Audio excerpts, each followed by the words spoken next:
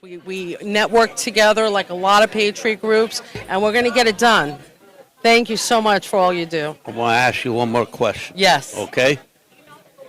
Without God, will we accomplish our goals? Absolutely not. And they would not. That's my concern. Yes. Well, kids are not being raised with God today. They're being indoctrinated to a screen of excitement, what you just brought up. That excitement's addiction. And this is also why in legislation, last year we had 2 bills that were sponsored by Senator DOGE to bring back the U.S. Constitution. You would think it would be so simple. And the Pennsylvania Constitution into every public schoolhouse again. I'm here to tell you folks, the reason why that never went anywhere, you did not have one Democrat who would vote for it because of the word God. That just tells you what side, if you're on the political realm and you believe in God, you cannot be a Democrat anymore. I hate to tell you because I was a JFK Democrat too, out in New York, okay? And then I went libertarian, I went down the whole gamut to finding out that I'm a conservative Christian and believes in really simple things. Don't complicate it. The Constitution is one piece of paper, and that's all we need, not 2,000 sheets of nonsense. So we are right now in a time we've been tested hard. People have woken up to the controls. Everything has been unveiled, and I believe that we have to, as generals in this army of God, we are called upon to serve. You don't know how you will serve, but God will provide that lantern of light. And when you face your God, when life ends, you should be very proud and know that you did everything you could and have no regrets. And that's what it's all about, right? So, but did you, when you do stuff, you create a plan of action, right? That plan of action should be about 10 different things. I like using the number 12 because that was disciples. Amen. All right? And if we can create 12 things to accomplish together, and we got them 12 principles that we're going to move forward with, I know we can be successful, but we got to remove ego out of the way. And that's something I learned through all this work I'm doing in Philadelphia, the city of Philadelphia. Brotherly love. Romney won, okay? But he didn't get one. I mean, he didn't win, but he got the 0 votes in Philadelphia. Right now, we're at 30 to 33% of a red city all of a sudden. We did that in the last 4 years. And how it is talking to people here, looking for the government to give them money and actually start doing what they're supposed to be doing and speaking boldly with the power of God. Because God already has their back if you're teaching them principles. Children aren't being brought up with God anymore. That's right. And that's what, when we were first attacked in the 60s, with these here radical movements, was to remove God. And why is that impact to remove God? And why is it that when you started your school day with the prayer and the Pledge of Allegiance, the education rates were really great in this nation, and now they're not. But, Senator Mastriano this year put together a package. He calls it like a historical set of bills that have to do with the education, which is bringing in the U.S. Constitution, the PA Constitution, the 10 Commandments, okay? And so these are very, you'd be, why would anybody be against it? And yet we have the Democratic Party that's all against this. So what does that say? Because it should not be any more about party. It should be about which side is bringing small government, which is bringing support to your family in ways of opportunity, is helping to bring the prices down. We see as of February 20th, you may have noticed that the eggs are starting to drop. Right. And the reason that is because President Trump came in and USDA, and they stopped the culling or killing of chickens. Right. Okay? Millions and millions of chickens were being killed, and they were going to go after the cattle next. This is an infiltration, allegedly, of CCP killing us from within. Right. Okay, you had Phyllis Wong, who wouldn't leave, and she was arrested, and she was the one who was assigning the killing of our chickens. Right. So we have to understand that these things are going on to recognize that we can be taken over within and that it needs to stop today. I believe Robert F. Kennedy Jr. has been sent from God to be part of this team in the administration to do the right thing, and accountability, accountability, accountability. So a lot of exciting things to look forward to, and we don't go back to sleep ever. Right. No, that's why I like what you're doing, okay? It's action, action, action. And that's what Steve Bannon talks about, action, action, action. And we don't have time to take breaks. It's funny you say about Steve Bannon, because 4 years ago I saw his show and it kind of changed my life. Mm-hmm. And it had to do, he had a guest on there that had to do about the role of the committee member. Right. And a lot of us, I hate to say it, we've been in politics for a long time, regardless of what state you come from, really had no idea what a committee member was or the power that they held. And boy, did we get a quick education. And since then, and we have another cycle coming up shortly, but we've been getting good patriots, Christian-bearing locals involved in the process to make those decisions to help push legislation at a local level and make those decisions. This is why a lot of the federal government is a huge bureaucracy that we see being exposed by DOGE, because our forefathers never meant for the federal government to be as big as it is. It was supposed to be a check system for the states, okay? Obviously, it's far beyond there, but I'm very happy to say that the Department of Education now has pretty much been taken down at that bureaucratic level that Carter created in 1979, because all it does is take our money.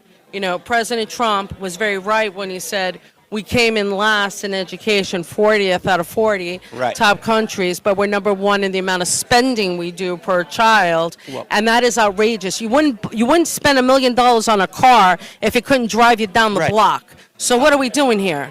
When you talk about education, and Trump's talking about education, my wife's a high-level math teacher. I mean, she teaches all the calculus, college-level stuff in high school, and she gets hammered by her district. You got to make it easier for the students, okay?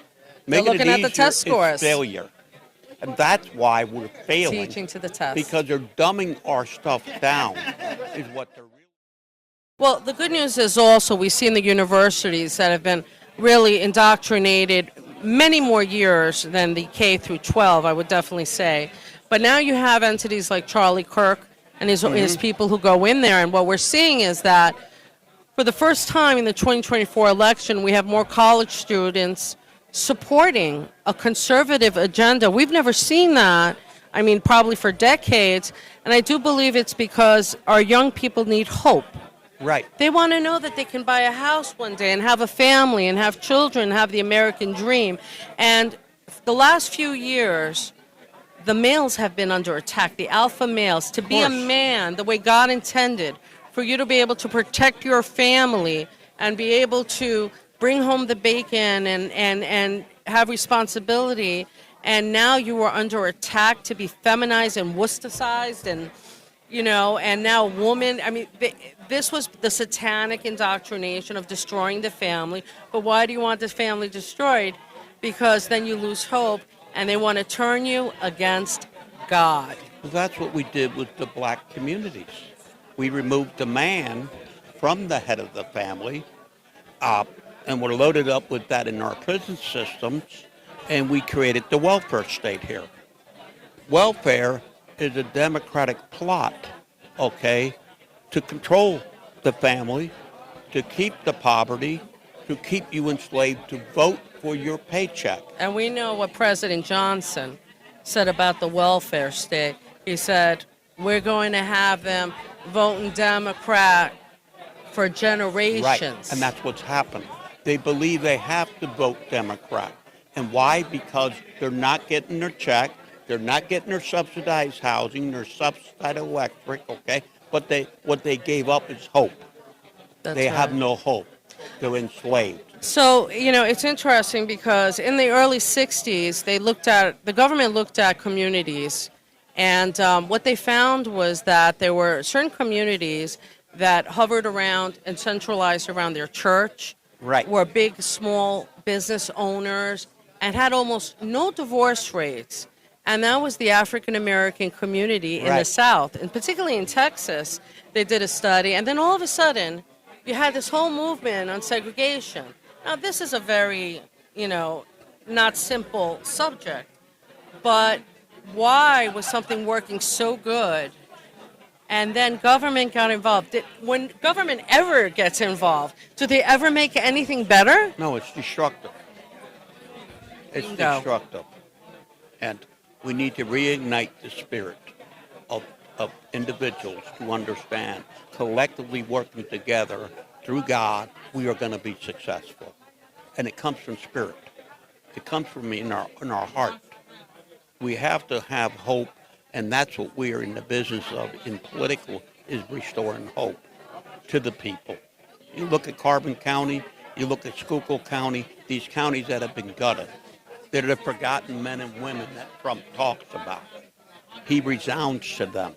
Why? Because he gives them hope. And he's telling us the truth. It's going to be a little struggle right now.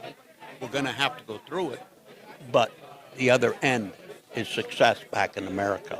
So let me ask you, Bill, because we're not necessarily from the same part of Pennsylvania, which is great because we're networked now, and I think that's the one thing we have to keep Right. doing is communicating, working together.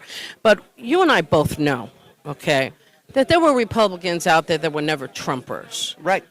And I think they focused more on what they thought was the media narrative or the personality and that type of thing. But would you say now they're recognizing it as something different?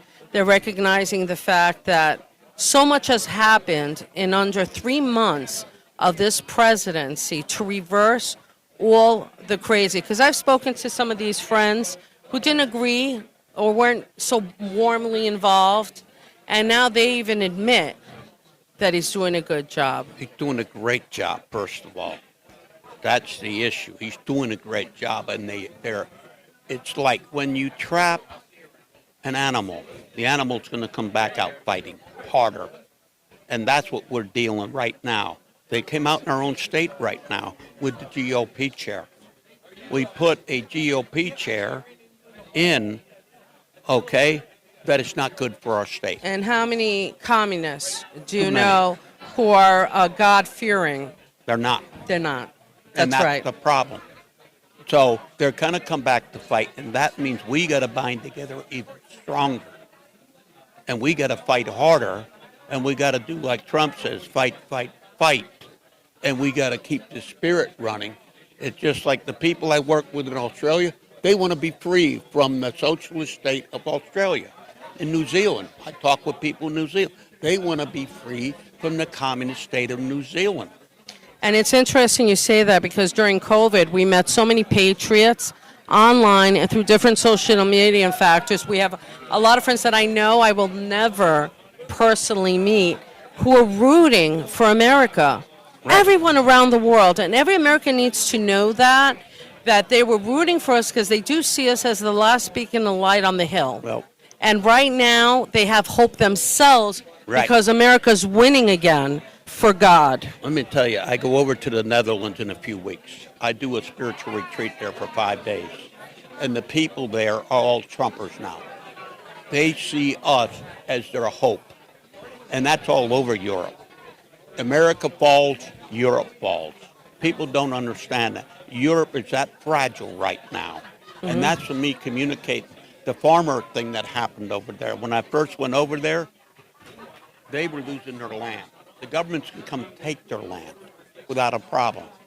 You go outside of Amsterdam, you're going to see them solar farms, okay? They were farms. That soil is wrecked forever. Yes. You're never going to be able to grow crop there.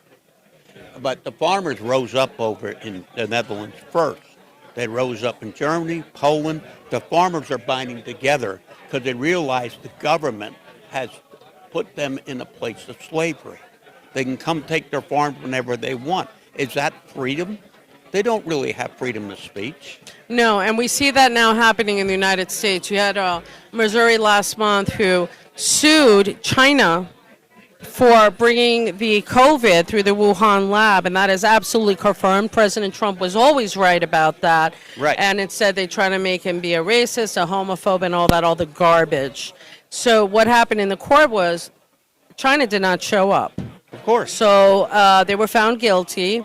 And this is the interesting part, because one thing we know that China has been buying over the last 4 years, a lot of the farmlands in the United States, again, attacking within. And one of these politicians said in that area, they said, well, they were found guilty, they didn't show up, and maybe what we have to do is take their property away if they're not going to pay. And I'm saying to myself, my gosh, that is really brilliant, because you cannot, if they bought that land, you can't just take that land. That'll set the worst precedents. But now, you see, the way God works is He's created a plan of justice using the legal system, which is rightly so, and then being able to have the accountability and saying that you don't pay, what are we going to do? We're going to confiscate your land because that's what we have as assets. And I think that's the beginning of taking back our farmlands and saving the farmer, because right now they're in trouble. Yes, they are. They're not allowed to produce. We saw what happened with the chickens. We also know what goes on with milk. For years, they've been forced to pour the milk out if they produce too much, right? Which I never heard anything in my life.